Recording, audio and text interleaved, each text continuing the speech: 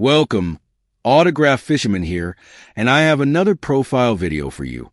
Today it is Jacques Plante, born January 17, 1929, Notre Dame du Mont Carmel, Quebec, Canada. Died February 27, 1986, age 57. Geneva, Switzerland. Height 6 feet 0 inches, 183 centimeters. Weight 175 pounds, 79 kilograms, 12 stone 7 pounds. Position goaltender. Caught left. Played for Montreal Canadiens, New York Rangers, St. Louis Blues, Toronto Maple Leafs, Boston Bruins, Edmonton Oilers. Playing career 1947 to 1965, 1968 to 1973, 1974 to 1975. Joseph Jacques Omer Plante, January 17, 1929 to February 27, 1986, was a Canadian professional ice hockey goaltender. During a career lasting from 1947 to 1975, he was considered to be one of the most important innovators in hockey. He played for the Montreal Canadiens from 1953 to 1963. During his tenure, the team won the Stanley Cup 6 times, including 5 consecutive wins. In 2017, Plante was named one of the 100 greatest NHL players in history. Plante retired in 1965, but was persuaded to return to the National Hockey League to play for the expansion St. Louis Blues in 1968. He was later traded to the Toronto Maple Leafs in 1970 and to the Boston Bruins in 1973. He joined the World Hockey Association as a coach and general manager for the Quebec Nordiques in 1973 to 74. He then played goal for the Edmonton Oilers in 1974 to 75, ending his professional career with that team. Plante was the first NHL goaltender to wear a goaltender mask in regulation play on a regular basis. He developed and tested many versions of the mask, including the forerunner of today's mask/helmet combination, with the assistance of other experts. Plante was the first NHL goaltender to regularly play the puck outside his crease in support of his team's defensemen, and he often instructed his teammates from behind the play.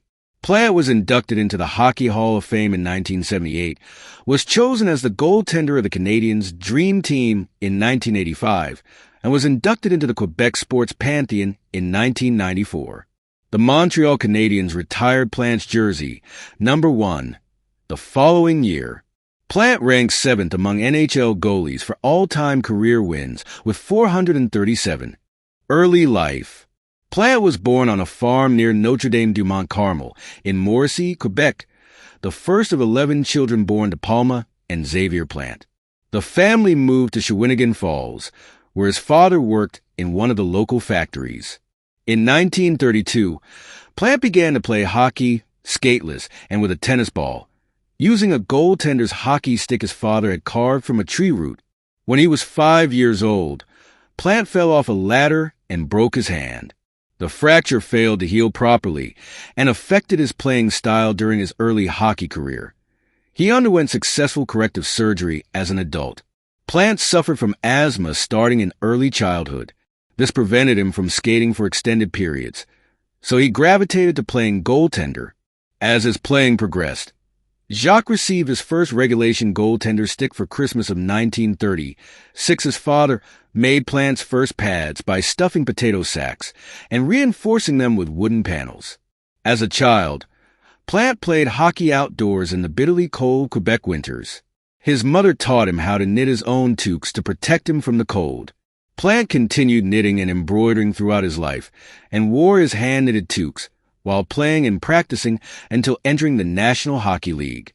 Plante's first foray into organized hockey came at age 12. He was watching his school's team practice when the coach ordered the goaltender off the ice after a heated argument over his play, and Plante asked to replace him. The coach permitted him to play since there was no other available goaltender. It was quickly apparent that Plante could hold his own, despite the other players being many years older than he was.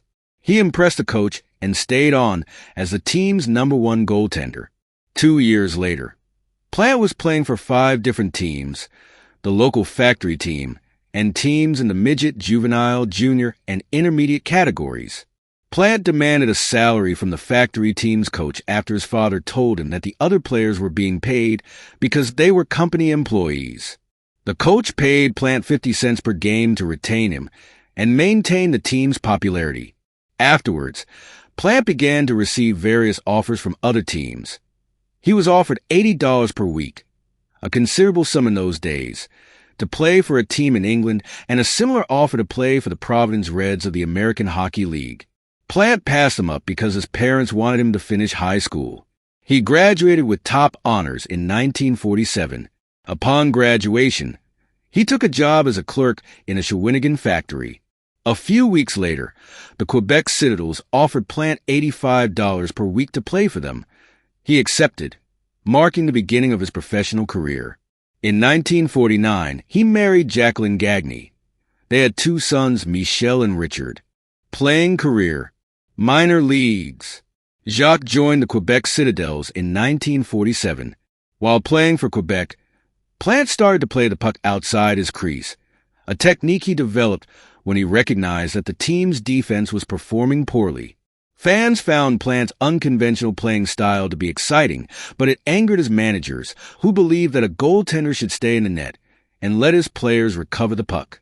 Plant had concluded that as long as he was in control of the puck, the opponents could not shoot it at him. This is now standard practice for goaltenders. The same season, the Citadels beat the Montreal Junior Canadiens in the league finals, with Plant being named the most valuable player on his team. The Montreal Canadiens general manager, Frank J. Zelka, became interested in acquiring Plant as a member of the team. In 1948, Plant received an invitation to the Canadiens training camp. On August 17, 1949, Zelka offered Plant a contract.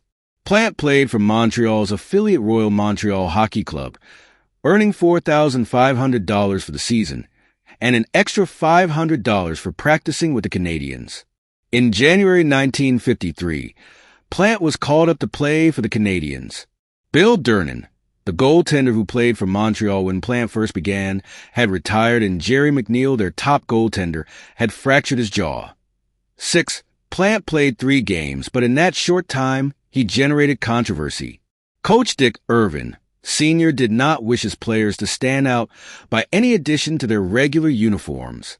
Plant always wore one of his toques while playing hockey, and after an argument with Irvin, all of Plant's toques had vanished from the Montreal locker room. Even without his good luck charm, Plant gave up only 4 goals in the 3 games he played, all of them wins. Later during the 1952-53 NHL season, Plant played in the playoffs against the Chicago Blackhawks. He won his first playoff game with a shutout. Montreal won that series and eventually the Stanley Cup, and Plant's name was engraved on the cup for the first time. At the beginning of 1953, McNeil was still the starting goaltender for the Canadiens. Zelka assigned Plant to the Buffalo Bisons of the American Hockey League so fans in the United States would get to know him. Plant was instantly successful. Fred Hunt, the general manager of the Bisons, told Kenny Reardon, Montreal's recruiting manager, he's the biggest attraction since the good old days of Terry Sawchuk. Montreal Canadiens. By the end of the 1953-54 season, Plant was well entrenched within the NHL. In the spring of 1954, he underwent surgery to correct his left hand, which he had broken in his childhood. He could not move his hand well enough to catch high shots and compensated by using the rest of his body. The operation was successful. On February 12, 1954, Plant was called up to the Canadiens and established himself as their starting goaltender. He did not return to the minor leagues for many years. Plant was the Canadiens' #1 goaltender at the beginning of the 1954-55 NHL season. On March 13, 1955, with only 4 games left in the season, an on-ice brawl resulted in the suspension of Montreal's leading scorer, Maurice Richard, for the rest of the season and the playoffs. 4 nights later, playing in Montreal in front of an angry crowd, Plant was witness to the riot that followed. The Canadiens subsequently lost to the Detroit Red Wings in the finals. For the 1955-56 season, Plant was the unchallenged starting goaltender of the Canadiens. Jerry McNeil had not played the previous season and was sent to the Montreal Royals. Charlie Hodge, Plant's backup the previous season, was sent to the Seattle Americans, a Canadiens farm team. Later that season, Montreal won the Stanley Cup, the first of what would be 5 consecutive Stanley Cup championship seasons. For his part, Plant won the first of 5 consecutive Vezina trophies. The next season, Plant missed most of November because of chronic bronchitis, a consequence of asthma that had affected him since childhood. During the 1957-58 NHL season, the Canadiens won their 3rd straight Stanley Cup despite injuries to Plant and other members of the team. Plant's asthma was getting worse. He sustained a concussion with just a few weeks left in the season and missed 3 games of the playoffs. In the 6th game of the Stanley Cup Finals, Plant's asthma was making him dizzy, and he was having difficulty concentrating. He collapsed at the end of the game after teammate Doug Harvey scored the series-winning goal. The Canadiens went on to win the Stanley Cup again at the close of the 1958-59 season. Goalie mask. During the 1959-60 season, Plant wore a goaltender mask for the first time in a regular season game. Although Plant had used his mask in practice since 1956 after missing 13 games because of a sinusitis operation, head coach Toe Blake was afraid it would impair his vision and would not permit him to wear it during regulation play. However, on November 1st, 1959, Plant's nose was broken when he was hit by a shot fired by Andy Bathgate 3 minutes into a game against the New York Rangers, and he was taken to the dressing room for stitches. When he returned, he was wearing the crude homemade goaltender mask that he had been using in practices. Blake was livid, but he had no other goaltender to call upon, and Plant refused to return to the goal unless he wore the mask. Blake agreed on the condition that Plant discard the mask when the cut healed. The Canadiens won the game 3-1. During the following days, Plant refused to discard the mask, and as the Canadiens continued to win, Blake was less vocal about it. The unbeaten streak stretched to 18 games. Plant did not wear the mask at Blake's request against Detroit on March 8, 1960. The Canadiens lost 3-0, and the mask returned for good the next night. That year, the Canadiens won their 5th straight Stanley Cup, which was Plant's last. Plant subsequently designed his own and other goaltenders' masks. He was not the first NHL goaltender known to wear a face mask.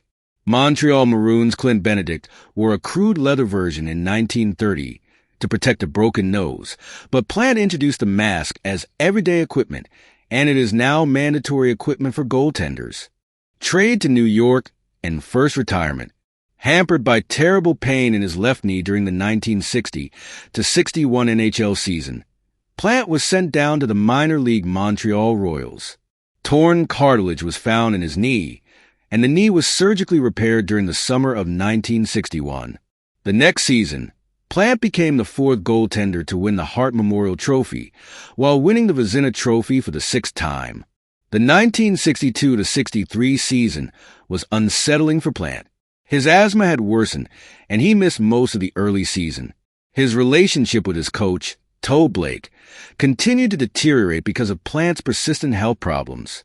Later, Plant was at the center of a major controversy when he claimed that net sizes in the NHL were not uniform, thus giving a statistical advantage to goaltenders playing for the Chicago Blackhawks, Boston Bruins, and New York Rangers.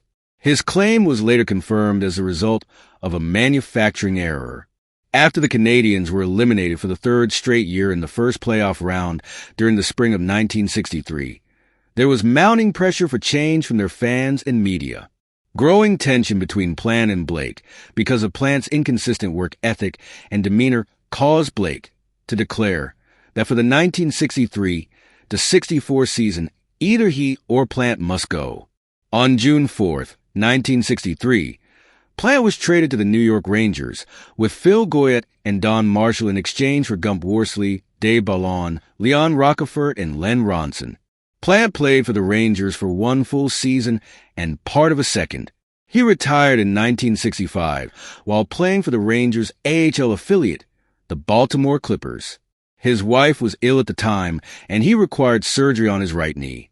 Upon retirement, Plant took a job with Molson as a sales representative, but remained active in the NHL. In 1965, Scotty Bowman asked Plant to play for the Montreal Junior Canadiens in a game against the Soviet national team. Honored to represent his country, Plant agreed, and after receiving permission from both the Rangers, who owned his rights, and Molson, he began practicing.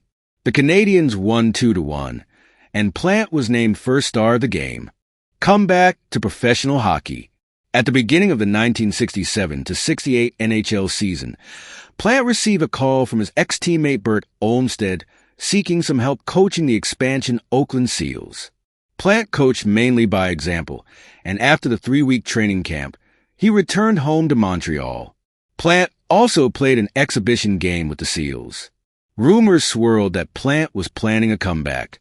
In June 1968, Plant was selected in an intra-league draft by the St. Louis Blues and signed for $35,000 for the 1968-69 season. In his first season with the Blues, Plant split the goaltending duties with Glenn Hall. He won the Vezina Trophy that season for the 7th time, surpassing Bill Durnan's record. While playing for the Blues in the 1969-70 playoffs against the Boston Bruins, a shot fired by Fred Stanfield and redirected by Phil Esposito hit Plant in the forehead, knocking him out and breaking his fiberglass mask. The first thing Plant said after he regained consciousness at the hospital was that the mask saved his life. That game proved to be his last for the Blues, and he was traded in the summer of 1970 to the Toronto Maple Leafs. He led the NHL with the lowest goals against average during his first season with the Maple Leafs. That season, he also tied a Leafs franchise record, winning 9 straight games. At season's end, he was named to the NHL's second All-Star team, his 7th such honor. Late in the 1972-73 season, Plant was traded to the Boston Bruins. While he had 2 shutouts in 8 regular season games, Plant struggled in the playoffs, and after conceding 10 goals in 2 games, he was replaced as a starter. Plant accepted a $1 million, 10-year contract to become coach and general manager of the Quebec Nordiques of the World Hockey Association in 1973. He was highly dissatisfied with his and the team's performance and resigned at the end of the 1973-74 season. Coming out of retirement once more, Plant played 31 games for the Edmonton Oilers of the WHA in the 1974-75 season. Plant retired during the Oilers training camp in 1975-76 after receiving news that his youngest son had died. Hockey analysis and coaching. Plant had a well-earned reputation for his ability to analyze the game of hockey. He began shouting directions to his teammates during games in his first stint in the minor leagues. The goaltender usually has the best view of the game. He kept extensive notes on opposing players and teams throughout his career. He made his debut in the broadcasting booth during his first retirement in the 1960s as a color commentator for broadcasts of Quebec Junior League games alongside Danny Gallivan of Hockey Night in Canada fame. Radio Canada, the French-language branch of the Canadian Broadcasting Corporation, brought Plant aboard as an on-air analyst for its television broadcast of the 1972 Summit Series between the national team of the Soviet Union and a Canadian team made up of professional players from the NHL. Plant was one of the few North American analysts who dissented from the widely held belief in the superiority of the Canadian team. Plant also wrote extensively on hockey.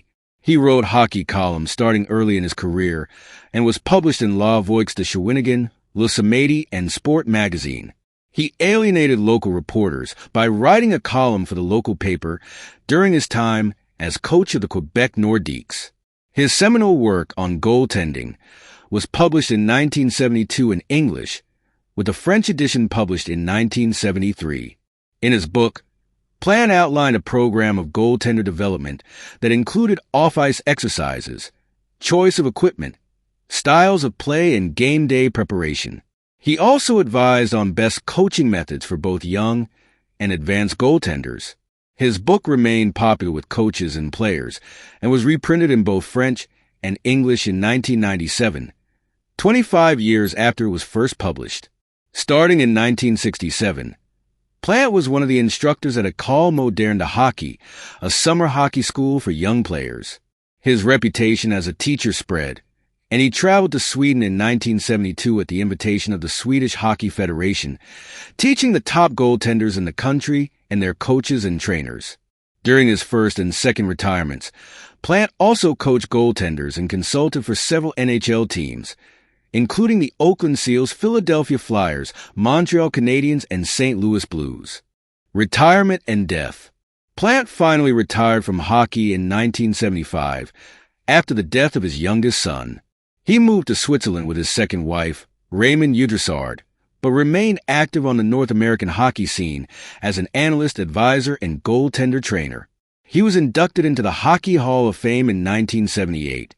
In the fall of 1985, Plant was diagnosed with terminal stomach cancer.